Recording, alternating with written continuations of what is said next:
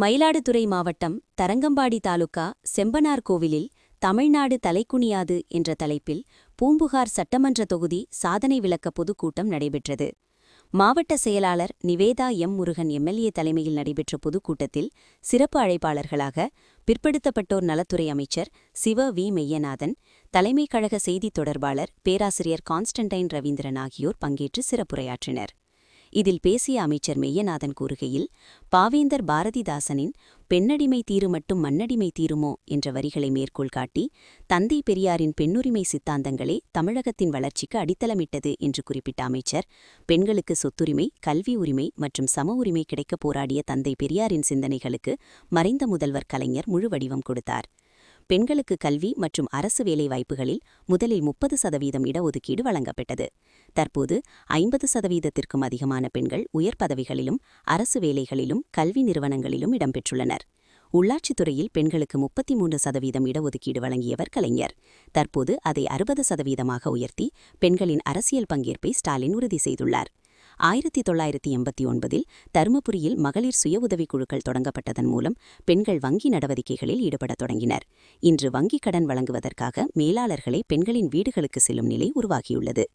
தற்போதைய முதல்வர் ஸ்டாலின் ஆட்சியில் 1,31,00,000 குடும்பத் தலைவிகளுக்கு கலைஞர் மகளிர் உரிமைத் தொகை வழங்கப்பட்டு வருகிறது. இது பெண்களின் பொருளாதார தன்னிறைவை மேம்படுத்தியுள்ளது. மேலும் பேருந்துகளில் பெண்களுக்கு விடியல் பயணம், 5 பவுனுக்கும் குறைவாக வைக்கப்பட்டிருந்த நகைக்கடன் தள்ளுபடி போன்ற திட்டங்கள் பெண்களின் வாழ்வில் பெரும் மாற்றத்தை ஏற்படுத்தியுள்ளன. மத்திய அரசுக்கு செலுத்தப்படும் ஜிஎஸ்டி வரி பகிர்வில் தமிழகம் செலுத்தும் ஒவ்வொரு ரூபாய்க்கும் 29 பைசா மட்டுமே திரும்ப கிடைக்கிறது. ஆனால் உத்தரப்பிரதேசம் போன்ற மாநிலங்களுக்கு 1,00,000 கோடி செலுத்தினால் 2,87,000 கோடி திரும்ப வழங்கப்படுகிறது. இந்த நிதி பகிர்வில் உள்ள சமச்சீரற்ற தன்மையை எதிர்த்து முதல்வர் ஸ்டாலின் போராடி வருகிறார். கடந்த 5 ஆண்டுகளில் மத்திய அரசாங்கம் திருக்குறளையும் யாதும் ஊரே யாவரும் கேளீர் என்ற கணியன் பூங்குன்றனாரின் வரிகளையும் மேடைகளில் மேற்கோள் காட்டி பேசி வருகிறது. ஆனால் தமிழகத்திற்கு நிதி ஒதுக்கீடு செய்யும் விஷயத்தில் மட்டும் மத்திய அரசு மௌனவிரதம் இருப்பதாக விமர்சித்த அமைச்சர், தமிழகத்தை புறக்கணிக்கும் மத்திய அரசின் போக்கிற்கு இந்த தேர்தல் ஒரு தகுந்த பதிலடியாக இருக்கும். 2026ஆம் ஆண்டு நடைபெறவுள்ள சட்டமன்ற தேர்தல் வெறும் அரசியல் மாற்றத்திற்கானதல்ல, அது தமிழர்களின் உரிமைகளை மீட்டெடுப்பதற்கான போர் என்றும், தமிழர்களின் சுயமரியாதை மற்றும் சமத்துவத்திற்காக, சமூக நீதி மற்றும் உழைப்பின் மதிப்பை பாதுகாப்பதற்காக, மாநில உரிமைகள் மற்றும் வரிப்பணத்தின் நியாயமான பங்கிற்காக, இளைஞர்களின் வேலைவாய்ப்பு மற்றும் விவசாயிகளின் வாழ்வாதாரத்திற்காக, பெண்களின் முன்னேற்றம் மற்றும் குழந்தைகளின் எதிர்கால கனவுகளுக்காக, தமிழ் மொழி, பண்பாடு மற்றும் அடையாளத்தை அநீதியிலிருந்து காப்பதற்காக 200க்கும் மேற்பட்ட தொகுதிகளில் வெற்றி இலக்கு தமிழ்நாடு தலைக்குனியாது என்ற முழக்கத்தோடு நடைபெறும் இந்த கூட்டத்தில் திமுக தொண்டர்கள் அனைவரும் அடுத்த 60 முதல் 70 நாட்கள் கண்ணுறங்காமல் களப்பணியாற்ற வேண்டும் என்று கேட்டுக்கொண்டார். விவசாயிகள், வியாபாரிகள், பெண்கள் என அனைத்து தரப்பு மக்களையும் நேரில் சந்தித்து ஆதரவு திரட்ட வேண்டும் என்றும், 2026 சட்டமன்ற தேர்தலில் 200க்கும் மேற்பட்ட தொகுதிகளில் வெற்றி பெற்று ஸ்டாலின் 2வது முறையாக முதலமைச்சராக பொறுப்பேற்கும் அந்த நாள் தமிழகத்தின் பொன்னாளாக அமையும் என்றார். மன்னதாக கூட்டத்தில் பங்கேற்ற அனைவருக்கும் கட்சி துண்டு வழங்கப்பட்டது.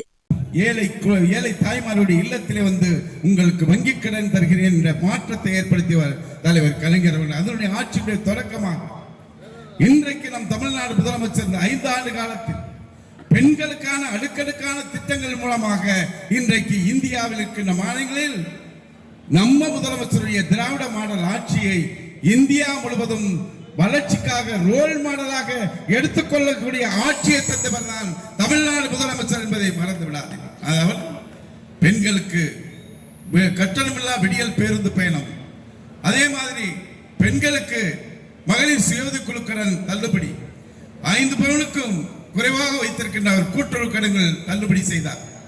அந்த அடிப்படையில் இன்றைக்கு பெண்களுக்கான அடுக்கடுக்கான திட்டங்களை தந்த தமிழ்நாடு முதலமைச்சர் 1,31,00,000 குடும்ப தலைவர்களுக்கு கலைஞர் மகளிர் உரிமை தொகை வழங்கி சாதனை படைத்தவர் நமது தமிழ்நாடு முதலமைச்சர் என்பதை மகிழ்ச்சியோடு தெரிவித்துக் கொள்கிறோம்.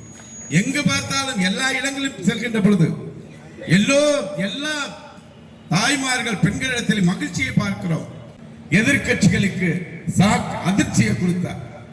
ஆனால் நம்ம தாய்மார்களுக்கு இன்ப அதிர்ச்சியை தந்தவர் தமிழ்நாடு முதலமைச்சர் என்பதை நான் தெரிவித்துக் கொள்கின்றேன். ஆகவே கடைசியா ஒரே ஒரு வரிதான், நம்ம 1,00,000 ஒரு ரூபாய் செலுத்தினால் ஜிஎஸ்டி நமக்கு 29 பைசா தருகிறாங்க. இதே நாம 1,00,000 கட்டினா 1,00,000 கோடி கட்டினா நமக்கு 29,000 கோடி தான் நமக்கு ரிட்டர்ன் கொடுக்குறாங்க. இதே உத்தரப்பிரதேசத்துக்கு பாத்தீங்கன்னா 1 லட்சம் கோடி கட்டினா 2,87,000 கோடி அங்கே கொடுக்குறாங்க. இந்த அநீதி இந்த நாட்டில் நடக்கிறது.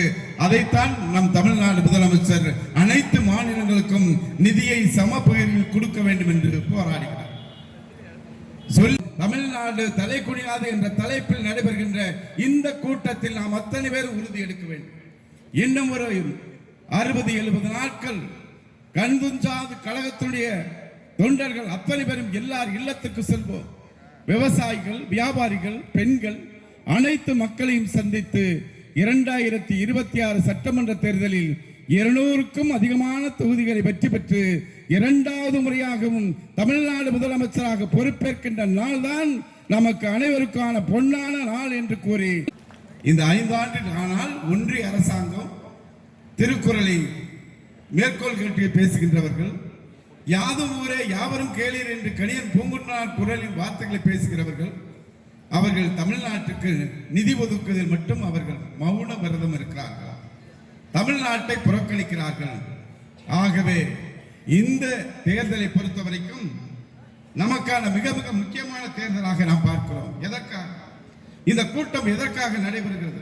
நமது மரியாதைக்காக, நமது உரிமைக்காக, நமது தமிழ்நாட்டின் எதிர்காலத்திற்காக, நமது சுயமரியாதைக்காக, நமது சமத்துவத்துக்காக, நமது சமூக நீதிக்காக, நமது உழைப்பின் மதிப்புக்காக, நமது வரிப்பணத்தின் நியாயத்துக்காக, நமது மாநிலத்தின் உரிமைகளுக்காக, நமது இளைஞர்களின் வேலை வாய்ப்புக்காக, நமது விவசாயிகளின் வாழ்வாதாரத்திற்காக, நமது தொழிலாளர்களின் பாதுகாப்பிற்காக, நமது கல்வி வளர்ச்சிக்கு, நமது பெண்களின் முன்னேற்றத்திற்காக, நமது குழந்தைகளின் கனவுகளுக்காக, நமது மொழிக்காக, நமது பண்பாட்டிற்காக, நமது அடையாளத்திற்காக, அநீதிக்கு எதிராக குரலுக்காக, நியாயத்திற்காக, போராட்டத்திற்காகத்தான் தலை நிமிர்ந்து தமிழ்நாட்டை நடத்த வேண்டும் என்பதற்காக தமிழ்நாடு முழுவதும் தமிழ்நாடு தலை குனியாது என்ற தலைப்பில் நடைபெறுகின்ற இந்த கூட்டத்தில் நாம் அத்தனை பேர் உறுதி எடுக்க வேண்டும்.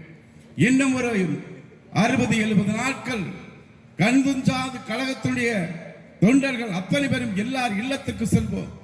விவசாயிகள், வியாபாரிகள், பெண்கள் அனைத்து மக்களையும் சந்தித்து 2026 சட்டமன்ற தேர்தலில் 200க்கும் அதிகமான தொகுதிகளை வெற்றி பெற்று 2வது முறையாகவும் தமிழ்நாடு முதலமைச்சராக பொறுப்பேற்கின்ற நாள் தான் நமக்கு அனைவருக்கான பொன்னான நாள் என்று கூறி